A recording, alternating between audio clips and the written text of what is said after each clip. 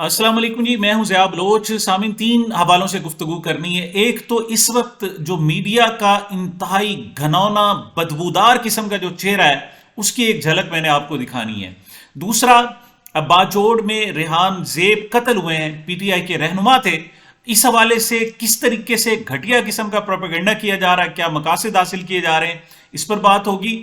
اور محترمہ بشرا be be کو جو خود گرفتاری دینے گئی تھی اڈیالہ جیل میں، آج رات کو ان کو 9:30 بجے واپس بنی گالا منتقل کر دیا گیا، اور چیف کمشنر کی طرف سے ایک آرڈر جاری کیے گئے ہیں کہ ان کا جو بنی گالا کا گھر ہے وہ سب جیل ہوگا۔ ان کو اڈیالہ جیل میں کیوں نہیں رکھا، بنی گالا میں کیوں رکھا گیا، اس کے پیچھے جو ایک سازش ہے وہ بھی آپ کے سامنے بیان کرنی ہے۔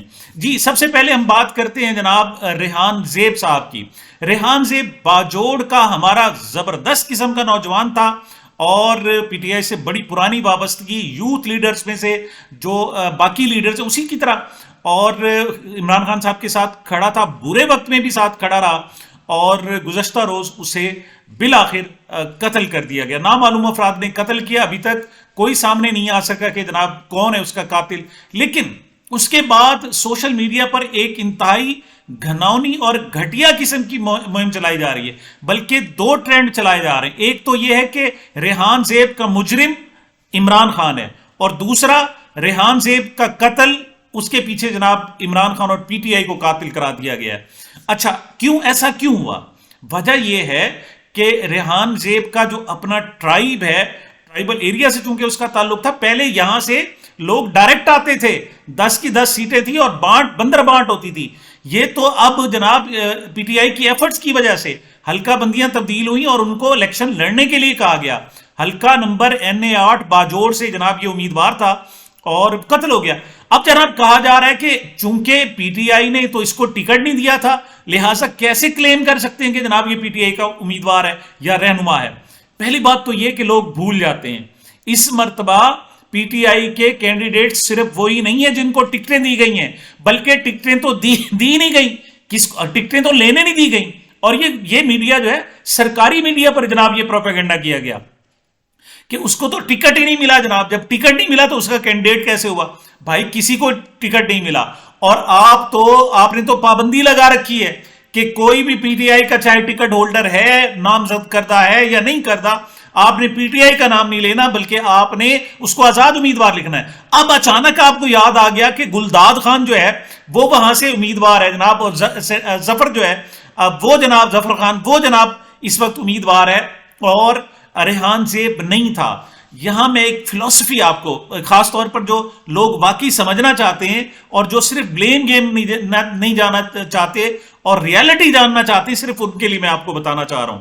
ایک بات یاد رکھیں کہ اس وقت امید کی جا رہی تھی کہ جو امیدوار ہوں گے، امیدوار کی سطح تک ہی منڈیاں لگ جائیں گی، اور جناب پریس کانفرنسوں کی بھرمار ہو جائے گی، اور وہ کہے گا جناب میں بھی الیکشن نہیں لڑتا، تیسرا کہتا ہے میں بھی پی ٹی آئی کی ٹکٹ پر نہیں لڑتا، چوتھا کہتا میں بھی نہیں لڑتا۔ یہ انہوں نے کرنا تھا، اور بالکل کرنا تھا۔ کیوں؟ اگر صرف ایک ہی امیدوار ہوتا پی ٹی آئی کا کسی حلقے میں، تو انہوں نے کیا کرنا تھا؟ ایک کو ڈرانا تھا، دھمکانا تھا، اور دو، یا تو وہ ٹکٹ لینے سے انکار کر دیتا یا پھر وہ دستبردار ہو جاتا۔ اور اچھا چلے، بلے کا نشان واپس لے لیا گیا، اس کے بعد بھی ان کی یہی حرکتیں تھیں، یہی ان کا باقاعدہ پلان تھا کہ جو امیدوار ہوں گے ان کو ڈرا دیں گے۔ اس کا توڑ جو ہے وہ پی ٹی آئی نے یہ کیا کہ انہوں نے ایک ایک حلقے سے 4 5 6 امیدوار رکھے کہ اگر ایک گرفتار ہو جائے گا اور آ کر جناب پریس ریلیز دے گا یا ایون ویڈیو دے دے گا، جناب کسی ٹی وی چینل پر جا کر انٹرویو دے دے گا کہ میں جناب نہیں لڑ رہا، تو ایسا نہ ہو کہ دوسرے کو آپ کھلی چھوٹ دے دیں، بلکہ اس کے بعد دوسرے درجے کی، تیسرے درجے کی، چوتھا، پانچواں، چھٹے نمبر تک بھی امیدوار موجود ہے، ہر حلقے میں اس وقت بھی موجود ہیں۔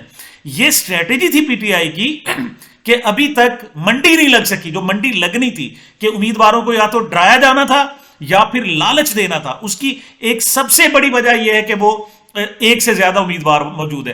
تو اب ایک سے زیادہ جب امیدوار موجود ہیں تو آپ کیسے کہہ سکتے ہیں کہ جس کو ٹکٹ نہیں ملا وہ پی ٹی آئی کا امیدوار نہیں ہے؟ بلکہ جس طریقے سے پہلے نمبر پہ پہلی لسٹ پہ امیدوار پی ٹی آئی کے موجود ہیں، آخری لسٹ تک کے لوگ پی ٹی آئی کے لوگ ہیں. ہاں یہ آخری وقت تک ہو سکتا ہے آخری چند گھنٹوں میں تبدیل کر دیا جائے اور عمران خان کہے کہ اوپر والے لوگوں کو ڈرا دیا جائے، دھمکا دیا جائے، غائب کر دیا جائے، کچھ اور کر دیا جائے. اور عمران خان صاحب کی طرف سے یہ پی ٹی آئی کی جو آفیشیل ویب سائٹ ہے وہاں سے جناب ہدایات آ جائیں کہ اب فلاں کو نہیں، اب فلاں کو ووٹ دیں. تو یہ اسٹریٹجی تھی. اب یہ ظلم ڈھایا جا رہا ہے کہ چونکہ جناب پی ٹی آئی کی لسٹ میں وہ شامل نہیں تھے اور لہٰذا وہ رہنمائی نہیں ہے. یہ اس صدی کا سب سے بڑا جھوٹ ہے. اس کو ڈھونڈا جائے. اور آپ ایک اور پرچہ کرنا چاہتے ہیں عمران خان کا، پہلے آپ نے جناب بہت سارے لوگوں کا پرچے کروائے. ایک جناب شر صاحب ایڈوکیٹ جو کوئٹہ میں قتل ہوئے تھے، آپ نے 8 گھنٹے بعد اس کا مقدمہ عمران خان پر درج کر دیا تھا جو جا کے ہائی کورٹ سے وہاں سے فارغ ہوا. اسی طریقے سے لاہور میں پی ٹی آئی کا کارکن ذلِ شاہ قتل ہوا اور آپ نے اس کا مقدمہ بھی عمران خان پر درج کر دیا تھا، جو بعد میں پتہ چلا، جو آپ نے کہا کیونکہ 38 نشان تھے اس پر، تو آپ نے کہا جناب وہ تو ایکسیڈنٹ تھا، اور پھر ایکسیڈنٹ کا مقدمہ بھی آپ نے عمران خان پر درج کر دیا. مطلب آپ کی گھٹیا حرکتیں پہلے نہیں ہیں، اب آپ آزمانے لگے. اور اس وقت ایک ٹرینڈ جو چلتا ہے وہ عام تو نہیں چلتا، آپ کو پتا ہے خاص ایک محکمہ ہے جس کے ہزاروں لوگ ہیں، ان کو اب باقاعدہ حکم دیا جاتا ہے کہ ٹرینڈ چلائیں عمران خان کے خلاف، اور پھر عمران خان کے خلاف ٹرینڈ چل جاتا ہے. اور پھر جب پی ٹی آئی کے لوگوں کو پتہ چلتا ہے وہ جناب اس کا رد کرتے ہیں، توڑ کرتے ہیں، اور اس کے بعد جو ٹرینڈ ہوتا ہے وہ پھر کمال ہوتا ہے. تو جناب ریحان زیب کے حوالے سے گھٹیا حرکت کی جا رہی ہے. وہ پاکستان کا بیٹا ہے، قوم کا بیٹا ہے، خیبر پختونخوا کا بیٹا ہے. دیکھیں ڈھونڈے جس نے بھی قتل کیا ہے اس کو کٹہرے میں لائیں، اور اس طریقے سے پی ٹی آئی کو یا عمران خان کو بلیم نہ کریں، اور یہ بھی نہ کہیں کہ وہ پی ٹی آئی کا رہنما نہیں تھا. وہ پی ٹی آئی کا رہنما کل بھی تھا اور آج بھی تھا، اور کوئی نہیں ملا. آپ کو ایک چچا کی ویڈیو مل گئی اور آپ اس کو پھیلائے جا رہے ہیں.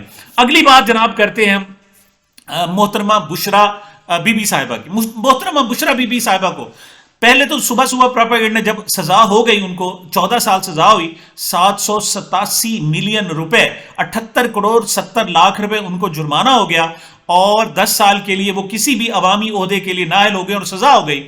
اور یہ ایسے میں کہ ابھی تک وکلا نہیں پہنچے تھے، ابھی تک مریم بی بی نہیں پہنچی تھی، بشرا بی بی نہیں پہنچی تھی، پہلے ہی انہوں نے جناب اعلان کر دیا، سزا کا اعلان کر دیا. خیر وہ ایک علیحدہ بات. لیکن جو ہی سزا سنائی گئی اور بشرا بی بی چونکہ وہاں موجود نہیں تھی، ایک بڑا طویل گھٹیا قسم کا پروپیگنڈا کیا گیا کہ دیکھو جی بشرا بی بی بھاگ گئی، جو ہی سزا ہوئی غائب ہو گئی، لاپتہ ہو گئی، پولیس اب چھاپے مارے گی، یہ کرے گی وہ کرے گی. لیکن کتنے گریسفلی آ کر انہوں نے خود آ کر جناب جیل میں گئی، انہوں نے کہا میں گرفتاری دینے کے لیے آئی ہوں. اس قسم کا پروپیگنڈا نہ کریں. وہ ٹی وی چینل جن کو آپ نے پروپیگنڈا کے لیے استعمال کیا تھا، آپ نے ان سے معافی مانگی یا انہوں نے معافی مانگی کہ ایک خاتون کے حوالے سے اتنا گھٹیا پروپیگنڈا کیا؟ اچھا اب جناب کیا ہے، رات کو 9 ساڑھے 9 بجے اچانک ان کو کہا گیا کہ بنی گالا جو ان کا اپنا گھر ہے، عمران خان کا گھر ہے، اس کو سب جیل قرار دیا گیا ہے اور اب وہاں رہیں گی. ہوگا کیا کہ جیل کا عملہ جو ہے وہ گھر کے اندر تعینات رہے گا، باہر پولیس تعینات ہوگی، اور ان کی مرضی سے لوگ آئیں جائیں گے، ملاقاتیں ان کی مرضی سے، کوئی اور آ نہیں سکے گا. یہاں آپ نے 2 کی بجائے 3 شکار کرنے کی کوشش کی. ایک تو بنی گالا میں ان کے رکھ کر آپ نے یہ تاثر دیا کہ شاید یہ حکومت تو بڑی کمال کی ہے جناب، اور یہ آسانیاں پیدا کر رہی ہے، دیکھیں جی خاتون کا کتنا احترام کیا ہے آپ نے جناب، اسے تو بنی گالا میں اس کے اپنے گھر میں نظر بند کر دیا، اور دوسری طرف دیکھو جی فکس میچ ہے. مطلب اس قسم کا آپ نے. مریم بھائی اس وقت پی ٹی آئی کہہ رہی ہے جہاں باقی قیدیوں کو رکھا گیا وہاں رکھیں، اگر بنی گالا میں رکھنا ہے تو پھر آئے نا عمران خان کو رکھیں، شاہ محمود کو بھی وہاں رکھیں، اور پرویز الہی کو بھی وہاں رکھیں.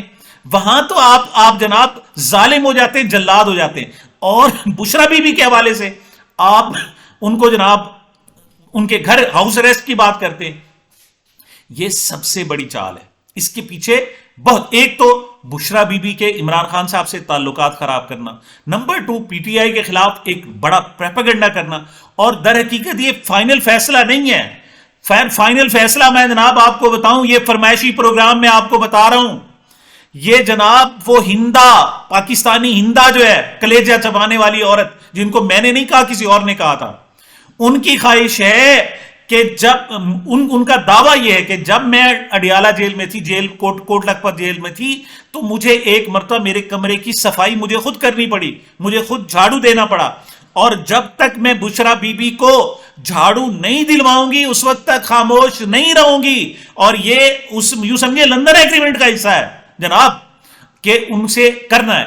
اب ان کو ڈائریکٹلی جب جیل میں رکھا جاتا اور ان کے ساتھ اس قسم کا مس بیہیو یا اس قسم کا گھٹیا جناب طریقہ اختیار کیا جاتا تو صاف ظاہر رد عمل آنا تھا. اس رد عمل سے بچنے کے لیے ڈبل ٹیکٹس، ایک اس کو پہلے رکھو جناب بنی گالا کے اس کے گھر میں ہاؤس اریسٹ رکھو، پھر تنقید شروع ہوگی، پی ٹی آئی والے خود کہیں گے نہیں جی ان کو کیوں رکھا ہوا ہے، اور وہاں سے ان کو جیل میں منتقل کیا جائے گا اور پھر ظلم کے پہاڑ توڑے جائیں گے. اور پھر اگر کوئی احتجاج کرے گا تو کہے گا دیکھو جی ہم نے تو اسے بنی گالا میں رکھا تھا، یہ لوگ کہتے تھے آپ نے وہاں کیوں رکھا ہے، ہم نے ادھر منتقل کر دیا. اور دوسرا بنی گالا کے گھر پر کنٹرول، جس طریقے سے آج انہوں نے آ کر general council P T I کی جنرل کونسل کا اجلاس جو پی ٹی آئی کے سیکریٹریٹ اسلام آباد میں ہونے تھا وہ نہیں ہونے دیا گیا. یہ چاہتے ہیں کہ اب بنی گالا میں بھی کوئی پولیٹیکل ایکٹیویٹیز نہ ہو. تو یہاں ایک ٹکٹ سے کئی مزے، ایک تیر سے کئی شکار. ایک تو شروع میں ہمدردیاں، بعد میں ظلم کرنے کا موقع مل سکے. نمبر 2، پورے گھر کو کیپچر کیا جا سکے، وہاں پر پولیٹیکل ایکٹیویٹیز نہ ہو. کیوں کہ ہاؤس اریسٹ ہے، وہاں عملہ، سرکاری عملہ. یوں سمجھے کہ بنی گالا کے گھر پر آج قبضہ کر لیا گیا ہے، یہ رکھیں اور وہاں پر اس قسم کی جناب یہ گھٹیا حرکتیں کی جا رہی ہیں. اور لوگ جناب ان کے اپنے ٹرولر جو ہیں وہ کہیں واہ جی واہ دیکھو جی یہ تو ان کی جناب ان کے لیے آسانیاں، کیسے باقی جیل میں. تو بھائی جیل میں رکھو نا، وہ تو خود آئی تھی، وہ آ گئی تھی، انہوں نے کہا تھا میں جیل میں آ گئی ہوں گرفتاری دینے، پھر زبردستی ان کو کیوں لے جا رہے ہو؟ یہ جبر ہے. اور اگر بنی گالا میں رکھنا ہے تو پھر عمران خان صاحب کو بھی رکھو، پھر پتا چلے کہ واقعی جناب آپ احترام کر رہے ہیں. اور تیسری بات یہ بھی بتا دوں، آپ ذہنی طور پر بھی تیار نہیں ہیں اور آپ اسے قبول بھی نہیں کر سکیں گے، اور آپ کے پاؤں تلے سے زمین نکلنا کھسکنا شروع ہو گئی ہے. کیوں؟ آپ کو دیکھیں 14 سال رکھنا ہے کیا آپ نے بشرا بی بی کو 14 سال رکھنا ہے بنی گالا میں؟ نہیں رکھ سکتے آپ. اس وجہ سے آپ اس قسم کے ٹیکٹس استعمال کر رہے ہیں. آخری بات کروں گا جی پاکستان کے میڈیا. پاکستان کا میڈیا جو گھٹیا کردار ادا کر رہا ہے ناقابل بیان ہے. کیوں؟ سزا ہوئی اس کے بعد جتنے بھی اس پر رائے دینے کے لیے تجزیہ کار بلائے جاتے ہیں ایک ہی پارٹی کے، اور وہ کون؟ جو پی ٹی آئی کے مخالف ہیں، جتنے بھی ٹی وی چینل اٹھا لیں. اور ایون جناب ریحان زیب کے حوالے سے جو پروپیگنڈا اے آر وائی پہ بھی کیا گیا، وہ ایسے لگتا تھا کہ یہ تو پاکستان کا جناب ٹی وی چینل کو انڈین بیٹھے ہوئے پتہ نہیں کیا ہے، اس قسم کی جناب صورتحال ہو رہی تھی. اور ایک بھی بندہ نہیں بلایا جاتا جو آ کر عمران خان کے موقف کو بیان کر دے. یہ موقف جو میں نے بیان کیا ہے کہ بے شک اسے ٹکٹ نہیں ملا لیکن وہ سیکنڈ تھرڈ فورتھ لیئر پر موجود ہے، یہ بیان کرنے والا کوئی نہیں ہے. اور جو آ رہے ہیں وہ انتہائی گھٹیا قسم کی گالیاں دے رہے ہیں. مطلب عظما بخاری صاحبہ کو بلا لیا تھا، حسن ایوب وہ گندی گالیاں دیتی، چور فلاں فلاں فلاں فلاں، مطلب میں کہ بیان نہیں کر سکتا. حسن ایوب کو دیکھیں، وہ جناب اتنا زہریلا اور گھٹیا قسم کی گفتگو جس میں کوئی لاجک نہیں ہوتی، وہ اس قسم کی بات کرتا ہے. تو اس قسم کے یک طرفہ جناب ٹریفک ہے، باؤ ہے پاکستانی میڈیا پر. صاف ظاہر ہے وہ اپنی موت آپ مر چکا ہے اور اس کو مصنوعی سانسوں پر زندہ رکھا ہوا ہے. یہ جناب اس کی میڈیا کی حالت. اور ایک اور بات ہوتا کیا ہے کہ جب آپ اس قسم کا کوئی ایونٹ ہوتا ہے کمپیریٹیو انالیسس کرتے ہیں، آپ توازن کرتے ہیں، اس کا تقابلی جائزہ لیتے ہیں. تو تقابلی جائزہ لو نا بھائی، کہاں گئی وہ توشہ خانہ کا کیس جو زرداری کے خلاف ہے؟ وہ 8 سال سے، اور آپ نے فروری کی اس کی ڈیٹ دے رکھی ہے. خان صاحب نے کہا تھا میرے ساتھ رکھو، آؤ میرے ساتھ رکھو، فیصلہ کرو اس پر، وہ تو آپ نے رکھ دیا. اور کوئی توشہ خانہ کی کوئی بات نہیں کرتا. ایون جناب منصور علی خان لونڈا لپاڑا بھی ہے، وہ جب اس کی تشریح کرتا ہے تو کہتا ہے جی 20% تھی، بعد میں 50% کر دی گئی اور اس کو ڈی ویلیو کر کے ان کی قیمتیں لگائی گئی. اور بھائی 20 سے 50% کس نے کی؟ وہ اسی عمران خان نے کی، جو خود اسٹیٹ کے لیے کہے کہ نہیں اس کی 50% قیمت ہونی چاہیے، وہ کیسے اسے ڈی ویلیو کرے گا، کم ویلیو کیوں لگائے گا؟